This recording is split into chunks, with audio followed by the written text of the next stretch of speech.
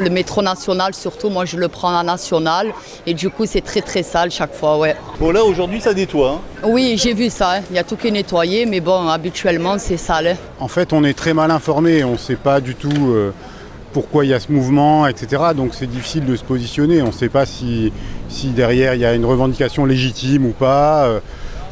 Donc c'est difficile de se faire une opinion en fait. Mais oui, on voit que c'est très sale en ce moment. Quand on sort et que c'est sale et tout, surtout pour les enfants, les personnes âgées qui ont des problèmes respiratoires, c'est pas agréable. Que vous dire, qu'on est content d'avoir des poubelles qui débordent, des couloirs pas nettoyés, des escalators en souvent en panne. Bon, le métro à Marseille, il y aurait des choses à redire, outre les poubelles. Alors que ces derniers temps, en plus, ils ont remis des stations qu'ils ont refait au propre, et puis ils sont déjà toutes sales, comme si ça avait... ça fait 50 ans. Voilà, ça fait 50 ans, quoi. Vous n'avez pas vu de poubelles qui débordaient un peu ces temps-ci?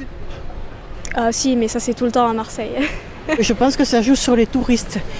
Voilà, et Marseille vit beaucoup du tourisme. J'utilise le métro tous les jours pour aller travailler.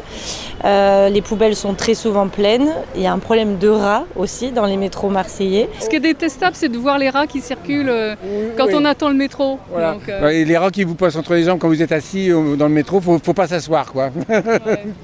Ça joue sur le moral un peu, la saleté? Non, pas jusque-là.